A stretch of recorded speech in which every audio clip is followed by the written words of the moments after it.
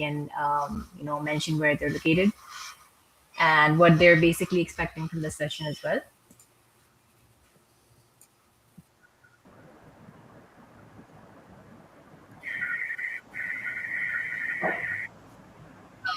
Are you muted? Are you saying something?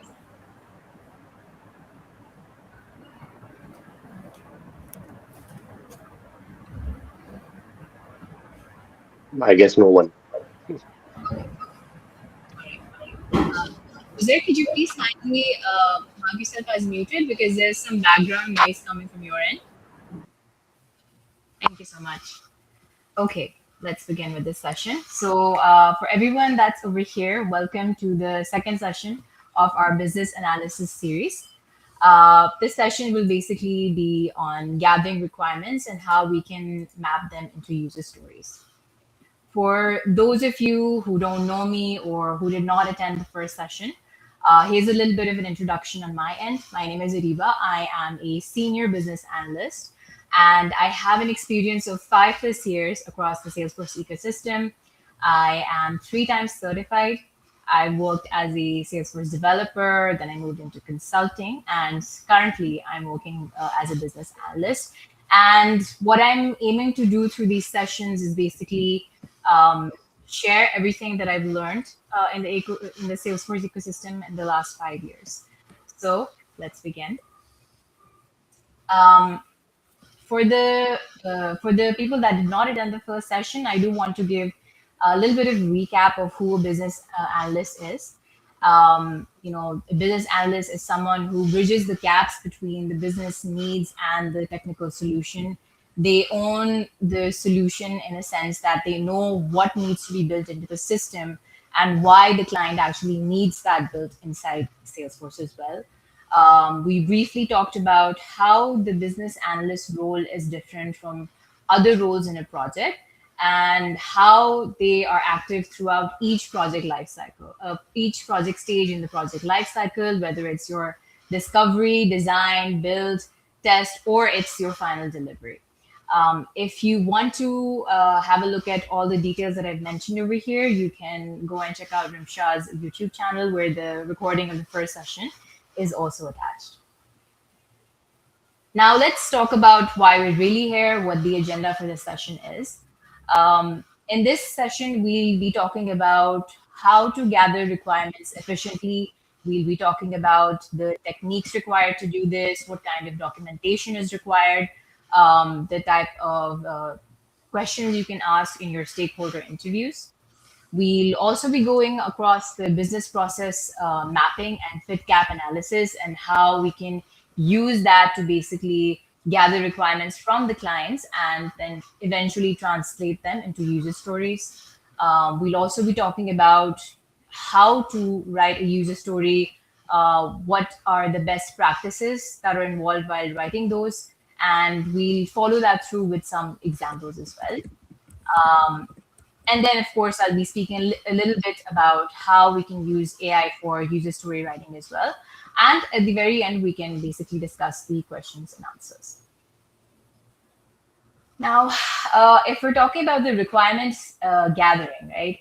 This is one skill that a business analyst should have, that the skill the business analyst should have to be very strong. They should know about asking the right questions. They should know the 5 W's: who, what, where, when, why, and then how. They should know who the stakeholders are or who the users are that are going to be using Salesforce. What kind of solution are we building? What kind of problem are we trying to resolve inside Salesforce? We should know all the timelines and the triggers as well. So like if we're creating any automation inside Salesforce, we should know when that automation should be triggered. If, let's say, we have a particular timeline inside Salesforce, inside our implementation, we should be very well aware of, let's say, for an example, if there's a HubSpot implementation, right? And the client wants us to start off to integrate everything inside Salesforce, we should know when that HubSpot license is expiring. So, and we should know all the other questions as well, meaning why the client wants a certain thing and how they want it done. So I'm keeping this a little bit generic because these are the metrics that you should base all of your understanding on. You should know, you should have a holistic understanding of everything that needs to be done inside Salesforce.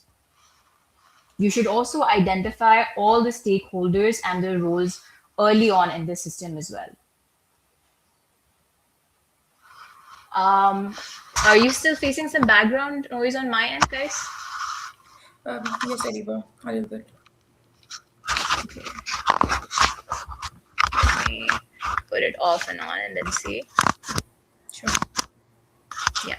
Can you hear me now? We can hear you fine, but there is some noise. Okay. Let me see if I can basically change my headphones. Just give me 1 minute, okay? Sure.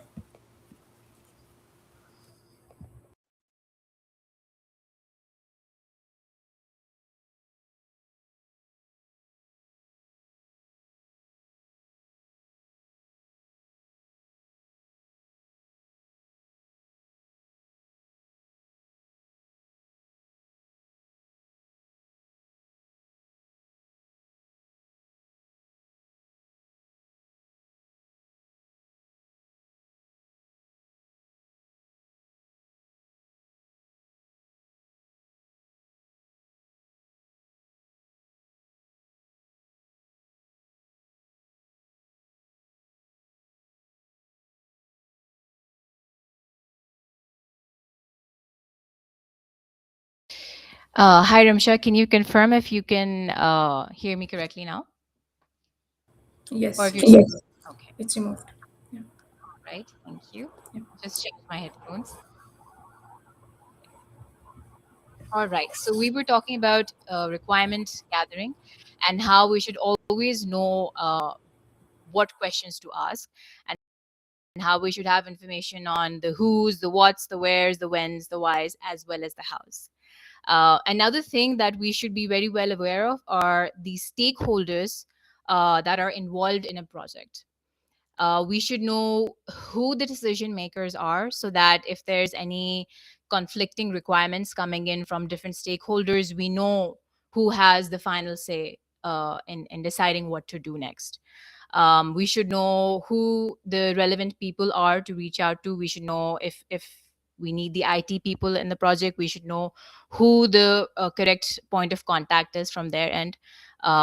We should know who the executives that are making the decision in the project as well. And the way to do that is to basically schedule regular meetings and workshops with the team. So if there's multiple stakeholders involved, you can maybe have like bi-weekly connects with them or weekly connects with them so that you can clarify your requirements from them early on, and if you've made something and if there's a solution, then you can basically validate that while going on those meetings.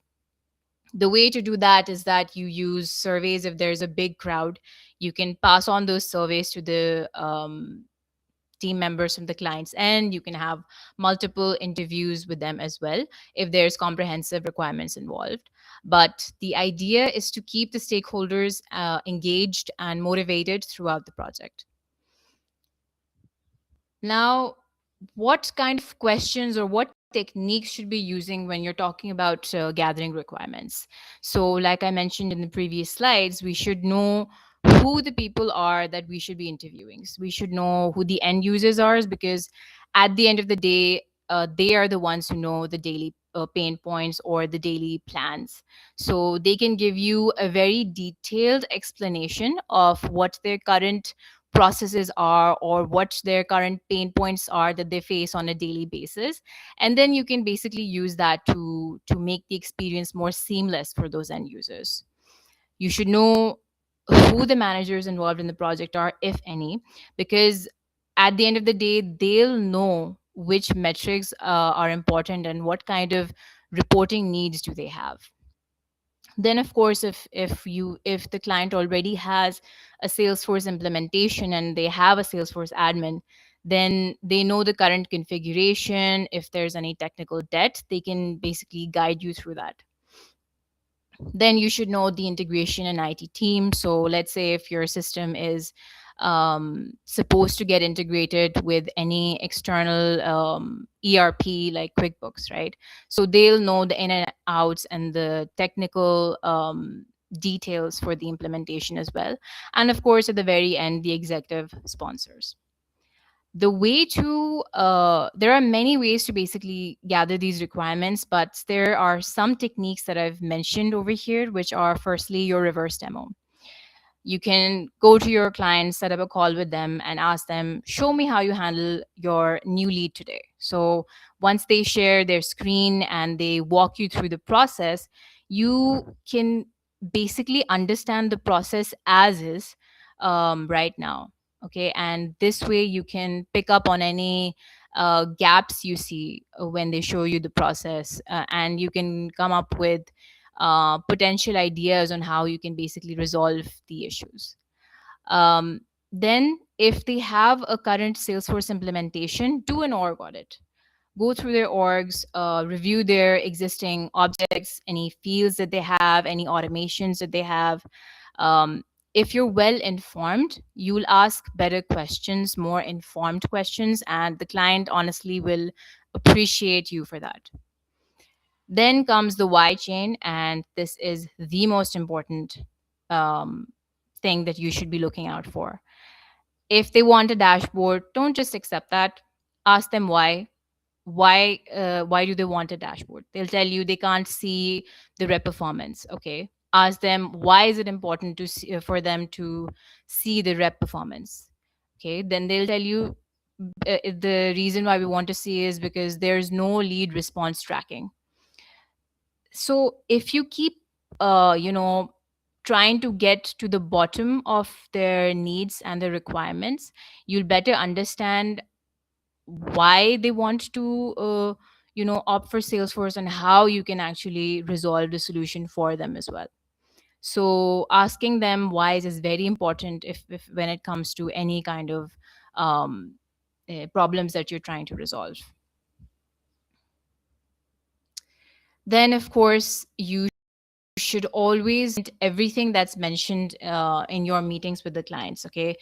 If they have any specific terminologies, right, you should be well aware of what they are. So for an example, a client may use the terminology prospect. The term prospect means different for different clients. So clarify, what does this mean for your stakeholder? Does it mean lead? Does it mean an opportunity, or does it simply mean a contact? So document that early on so that you can avoid any, costly misunderstandings. Then if they have multiple use cases in their project, for example, if they're using Service Cloud, they're using Sales Cloud, then you should have all the use cases listed down for Sales Cloud. There, for example, if they have any use cases for how their opportunity is supposed to be closed in Sales Cloud, and if they have any SLAs in Service Cloud that need to be noted down, note all of those in a particular document. And once you have a rough understanding of the client's current implementation and the desired outputs, you can basically create a diagram and validate it with them. I personally feel that um, humans take visual cues a lot better when they're trying to understand something. So, even for yourself as a business analyst, if you create a diagram, you'll understand the process better, and you'll be able to communicate with the client using those diagrams better as well. And then these diagrams can further be used for your fit gap analysis. Now, what is the fit gap analysis? It's basically a methodology used to identify how well a system or a solution fits a set of requirements and where the gaps are. And it basically involves mapping out the entire customer experience or the business processes to understand how well the current Salesforce configuration aligns with the business need. So once you know where the gaps are, you can basically discuss with the project team on how to resolve those gaps so that um, you can satisfy your clients that way. Now, why is fit gap analysis important? Fit gap analysis is basically a structured approach to for identifying needs and shortcomings, and it allows you to work towards strategic alignments, meaning it ensures that the process that you want to automate and support are in line with the broader business goals. It helps you visualize the end-to-end processes and therefore come up with the solutions for those end-to-end problems. And it encourages you to scope out everything down to the nitty gritties when it comes to the processes. It also allows you to, or you can say it is the basis of you understanding all the processes involved in the project, and you can then further use that to then create the user stories, because the gaps identified through the diagram result in a complete scope of the user stories that you are eventually going to create. And this is why fit gap analysis is important. There's multiple ways of actually doing your fit gap analysis, but the methodology that Salesforce itself says is important is the universal process notation, um, because it's a straightforward technique, right? So if you look at this box over here, right, each box has some important components, right? It has the what, meaning what the activity itself is. So for an example, you're trying to, and I'm keeping it a little bit basic so that you can understand the concept, but let's say the activity as simple as logging into Salesforce. So the what over here is basically that user wants to log into Salesforce. Who is responsible? You mentioned the persona that is related to the activity. Okay, so you know that the sales rep wants to log into the system. So over here under who, you can simply mention the sales rep. What system is being used? You'll know that Salesforce is being used over here. So each for each activity in the whole process, you'll have all the information: what the activity itself is, who are the people responsible for doing the activity, where is the activity being done. It's being done in Salesforce. And then you get an idea of the triggers as well. When does it happen? Meaning, let's say user logs into the system at the start of the day. Why does it happen?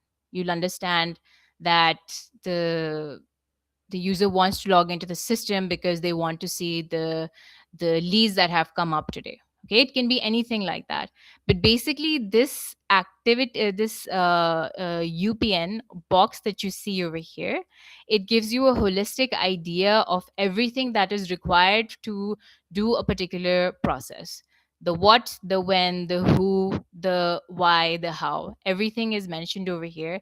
And if you recall, I mentioned that in one of my previous slides during requirement gatherings.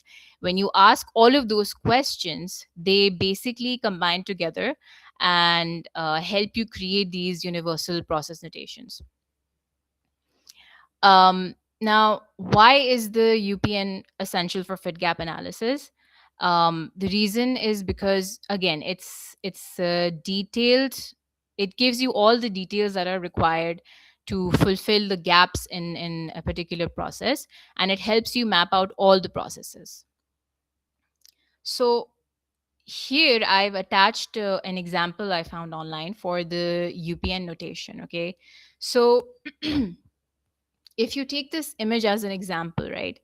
Um, as a BA, if you're mapping out all the processes, right, you you can basically come up with or you can basically know where you're getting stuck. Okay, so over here you can see these sticky notes that are mentioned on the diagram. Work in process, need to be clear on what the SLAs are in Service Cloud. So once you come up with these gaps, you can basically utilize them to clarify or ask clarifying questions with your stakeholders as well. So not only does this help you um, jot down the entire process, but it helps you understand where the gaps are so that you can clarify that from the client. And once you have clarified everything from the client, you can then show them the final universal process notation diagram and validate it from them.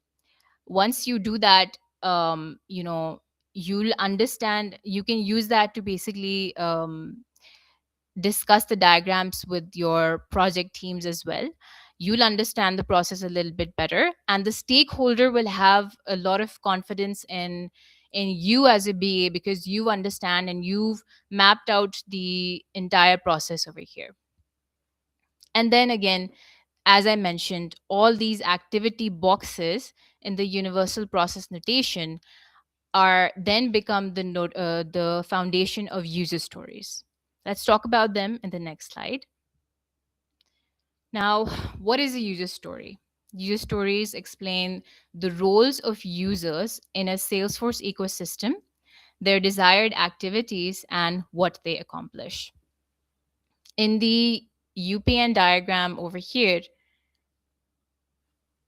we noted down who is responsible for an activity, meaning we'll know what the role of the person is in a user story through these universal process notations. So, user story explain the roles of users in Salesforce ecosystem, their desired activities, and what they accomplish.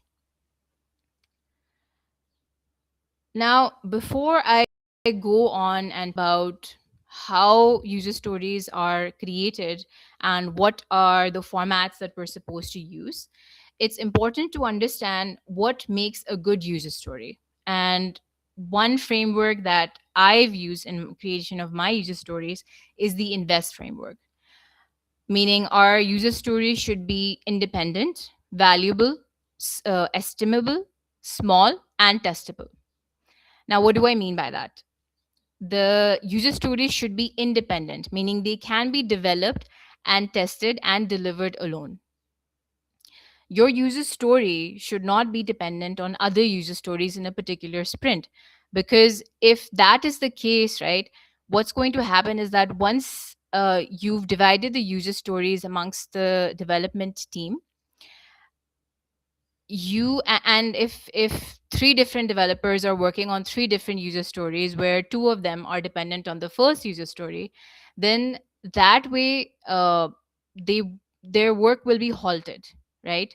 So it's important that if there's multiple stories for the same implementation in a current sprint, it's better that you combine all of those things.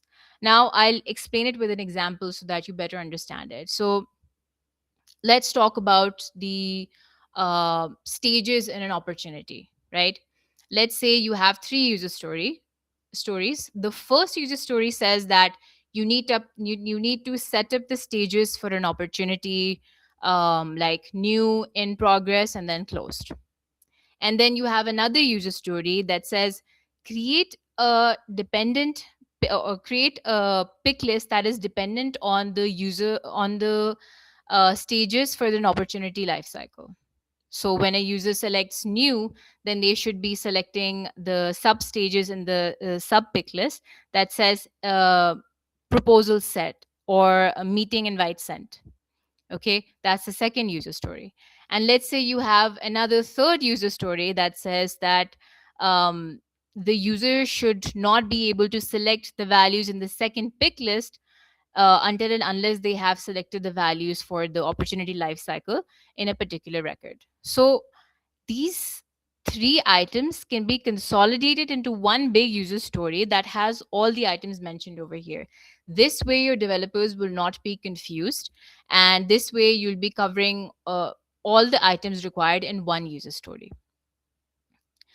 Another thing that your user stories should be are that they should be negotiable.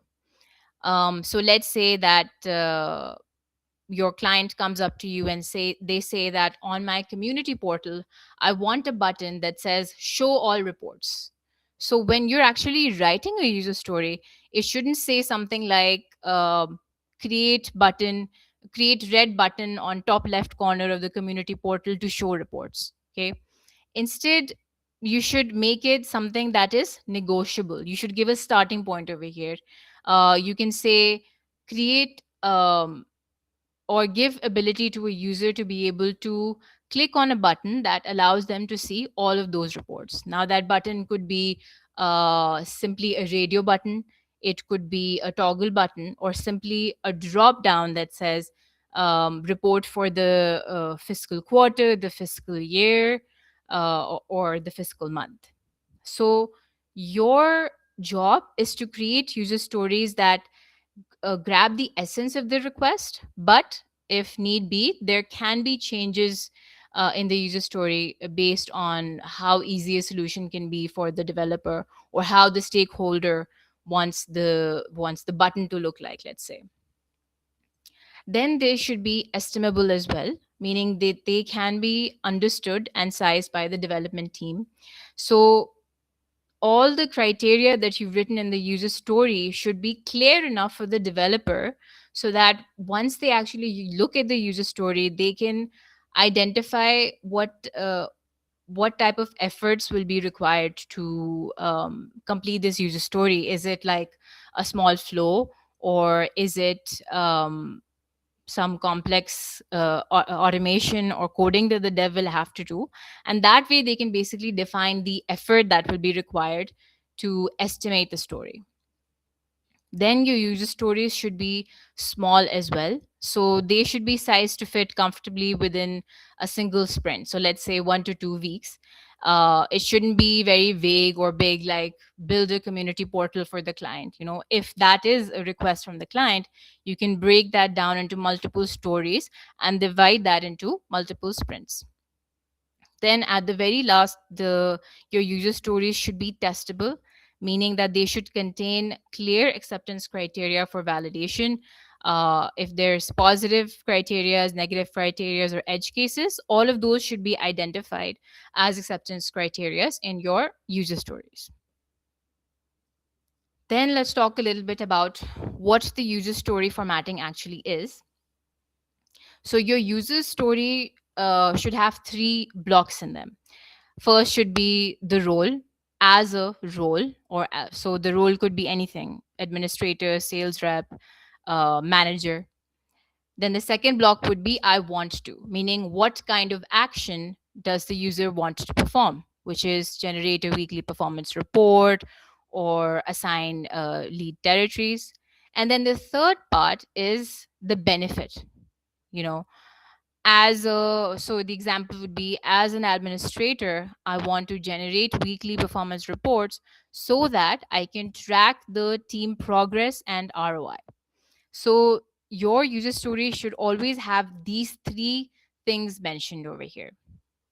And the role shouldn't be too generic or too specific. So it shouldn't be like, as a system, I want to generate a report that shows me so and so. It should not be a very generic system, but rather it should define a specific role. And it should not be too specific, like, as Ali, I want to log into the system so that I can do so and so.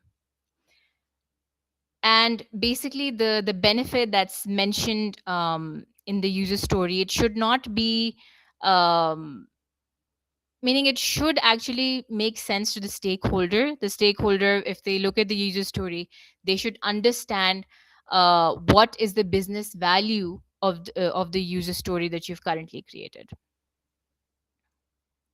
I've put in some examples over here to make it a little bit clearer.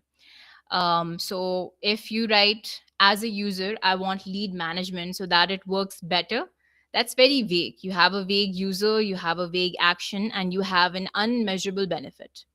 A better way to reframe that is that, as a sales rep, which is the role, I want leads auto assigned to my territory, which is the action, so that I can follow up with prospects within minutes. This is the business value that you've mentioned over here. Then another example is that, as an admin, I want reports. Again, you have no action detail over here, no benefits, and it's not testable. A better way of saying, a better way of writing it is that, as a sales manager, I want a weekly pipeline report grouped by stage and rep so that I can identify stalled deals and coach my team. So here you have a specific user, you have a detailed action, and you've identified the business outcome as well. So, what makes a good user story? It needs to have a specific persona, one clear action, it should have a measurable benefit, and no solutioning. Then we have the acceptance criteria. So, once we've actually identified the user story format, which is this one over here, as a I want to, so I can, you can then move on towards the um, acceptance criteria format. And the one formatting that I've been using is the Gherkin format, which is given when then. Okay, for this, you need to consider what needs to be achieved for a particular story to be successful. You should also make sure that the acceptance criteria that you're mentioning is not ambiguous. It should be either true or false. And you'll understand this in a minute when I go to my next slide and actually show you examples. But let's firstly understand how the acceptance criteria should be. So, again, it should not be ambiguous. It should be based on the Gherkin formatting, or any formatting in which you can actually give the desired output, and it should be true or false. So let's look at examples now. So let's take the story that we had as a good example in our previous slide, which was, as a sales rep, I want leads auto assigned to my territory so that I can follow up within minutes. This is the story. Then, for that particular story, we have three acceptance criteria. Okay, so using the Gherkin format, the first acceptance criteria is, given a new lead is created via web to lead with territory is equal to west, when the lead is saved, then the lead owner is automatically set to the west territory rep. Okay, so here we have given a clear action to the developer. So once you look at the developers look at this acceptance criteria, they'll automatically know what to do. It's very clear for them. The second one is, given a new lead is created with no territory value, when the lead is saved, then the lead is assigned to the default queue for manual review. So you can consider this as an edge case or a negative case, right? AC1, this first one mentioned over here, was the expectation. The second one is the edge case where no territory value was assigned. And then the third one is, given a lead is assigned to a rep already, then when the assignment is complete, then the rep receives an email plus Slack notification within the first 5 minutes. So, as I mentioned, the acceptance criteria must be true or false, no gray area. So, in the first acceptance criteria, you can see that it's very direct. The developer will not be confused when they look at that. It's not ambiguous. And when QA testers are actually testing this user story, they won't have any confusion. So, this is one of the examples that I have. Then once you've written your user stories and you've written them in the correct formatting and you've written the correct acceptance criterias, the next step for you is to involve the stakeholders and the devs. It is essential for you to get your stories validated and approved by stakeholders before the sprint starts, because of course a lot of effort goes from the developers end when they actually start working on a user story. So we want to make sure that the stories that we have in place make sense to the stakeholders, because at the end of the day, it's the stakeholders that we're trying to help. The second thing is that the devs must understand the story, so always involve them in grooming or refinement sessions. So what I mean by that is that once you have like 5 to 10 stories, get on a call with your project team, go through each of the user stories that you've created, and ask the developers to go through each acceptance criteria so that they actually understand what the user story is asking. And if they have any red flags, if they see any red flags over there, then they can flag it to you, and then you can basically negotiate with the stakeholders. An example for that would be that you're working on a project that involves integration, right? You've created a user story that involves getting a response from an ERP or some third party tool, right? When the developer is actually going through the user story and they understand what the client is expecting, they can raise flags like, we don't actually have the API documentation so that we can start off with this user story. So if you actually have conversations with the devs, they'll highlight any risk to you, they'll clarify it from you, and they'll let you know if there's any flags, and then you can basically deprioritize that user story and take up other user stories. And the other thing is that you should always have a sign off on the acceptance criteria that you've mentioned in your user stories, because oftentimes, because our stakeholders are busy people, okay, they're working on multiple projects. Let's say that in their organizations there have been some shifts, some changes, due to which what they asked from you at the start of the year, they might not want it in the next quarter. So if you get a sign off from on your AC from the stakeholders beforehand, and if they did forget to inform you about these kind of situations, you've basically covered all your bases, and you can go up to them and say, hey, this is what you asked me to work on, and that's why I've gotten this sign off from you. So again, it's very important to get the sign off from the user story so that things work smoothly for you as well as the stakeholders. This is just an example that I've put in over here. I got this while I was trying to prepare for the presentation. So it's just a snapshot of how a business analyst actually uses the universal process notation to keep track of the user stories and communicate that with the stakeholders and devs. So let's say we have this UPN diagram over here. And for each activity, we have multiple user stories defined. Okay, so you can see that for the first activity box, all the user stories are marked as blue. For the second box, they're marked as gray. So blue could mean that all these user stories are in progress or they've been completed. The gray user story box could mean something like this story has not been picked up yet. And then in the third activity box, you can see this red box as well, which could mean there are some blockers that are coming up while working on this user story. So this way you can create such diagrams, share them with the developers, share them with the stakeholders so that they're up to speed with what's really happening in the current sprint.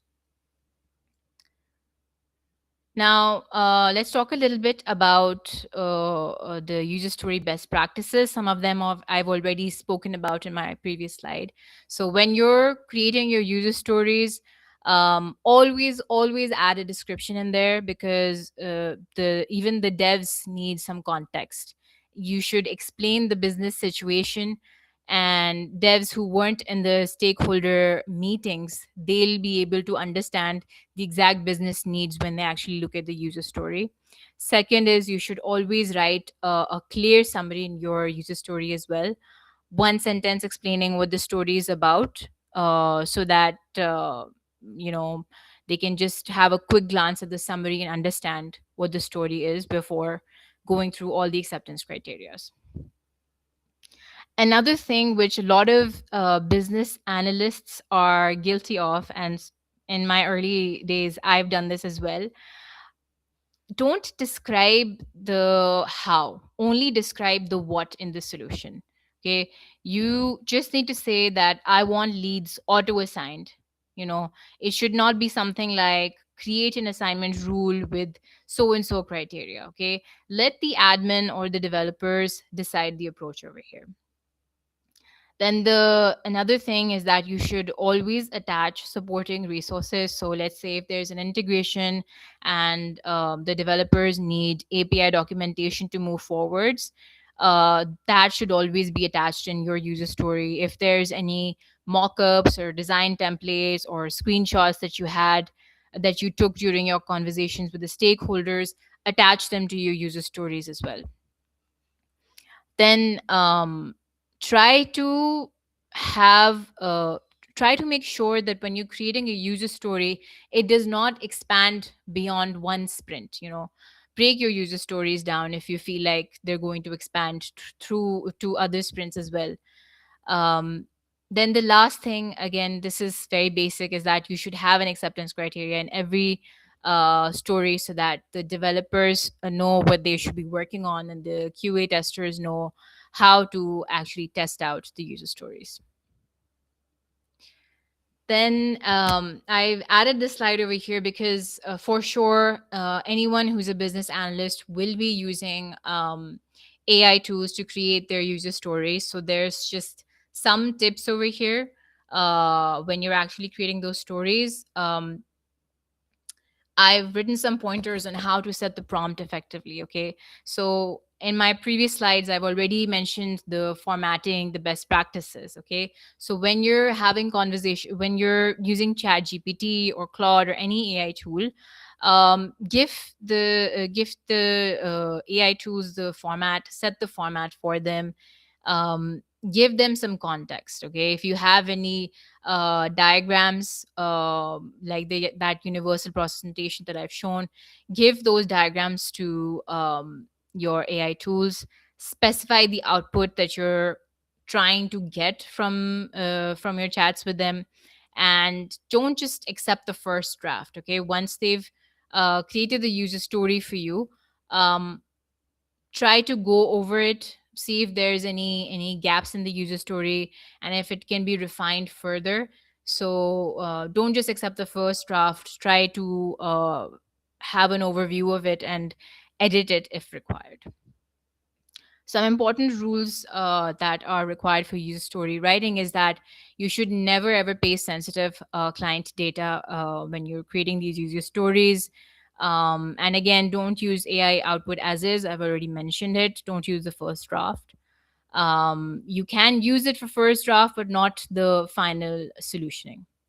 And Yeah, use AI to find your edge cases as well. If there can be scenarios where you've forgotten to find out any edge cases for a particular story, so you can basically use AI for that as well. Now, now that I'm wrapping up this session, I just want to mention some key takeaways from our meeting, which is that requirement gathering start with knowing who to talk to, meaning your stakeholders, what kind of techniques to use.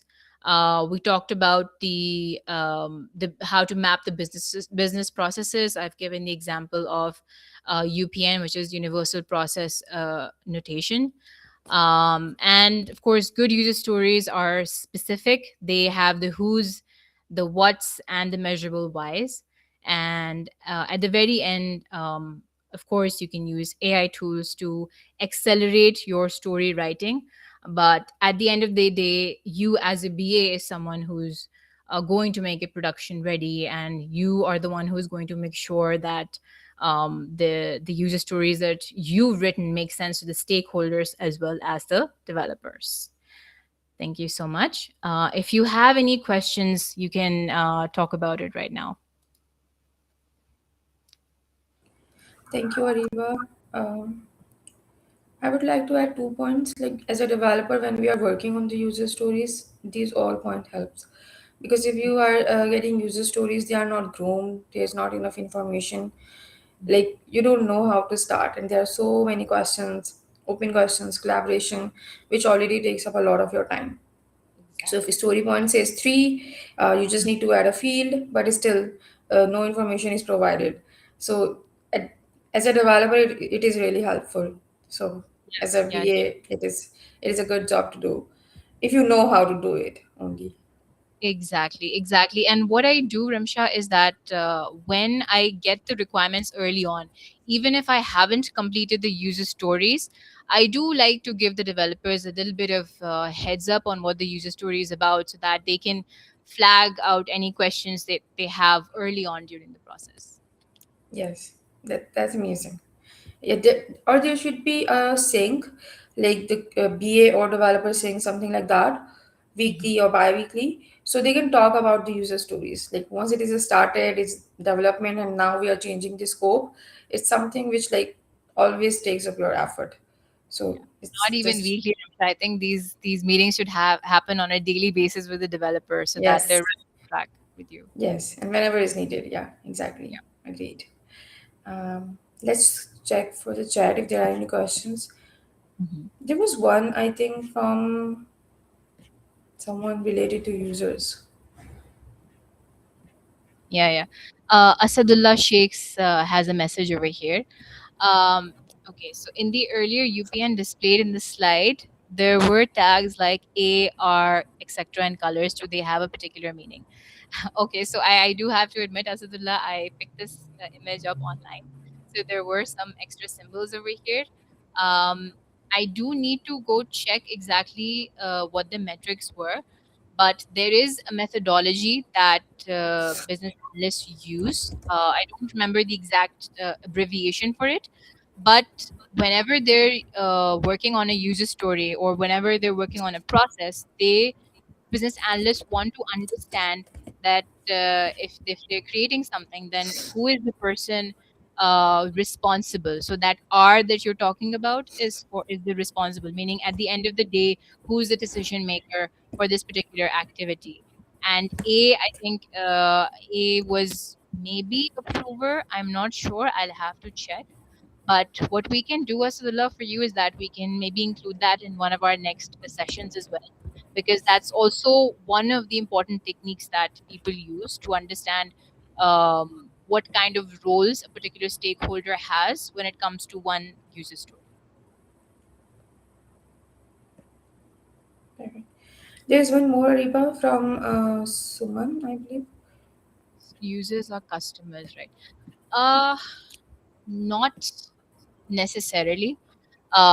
It depends on the type of project that you're working on. Okay, so from the client's end, yes, the users can be the sales reps as well. But let's say if it's an in-house project, those users are not necessarily going to be customers. They can be, your colleagues working with you, who need to access something like a report or something like that. Exactly. I think we're good. There are no more questions. Mhm. And Asad is happy with your answer. He hasn't responded. Yeah, he just did. Yeah, and just to give you a little bit of information over here, UPNs can be created using different tools, Asadullah. So you can use any tool like Lucidchart or Draw.io or Figma.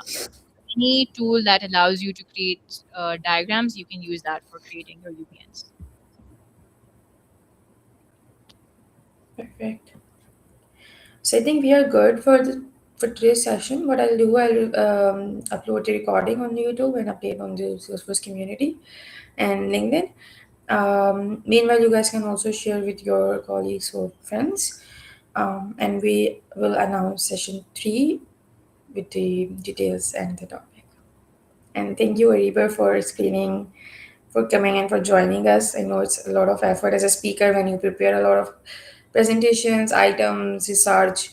It takes a lot of your time. So thank you so much for all the efforts, for everything. No, no, Really happy. appreciate it. Thank you, Ariba. Thank you, everyone, for joining. I think we can wrap up this session. Bye, everyone. Right. Bye.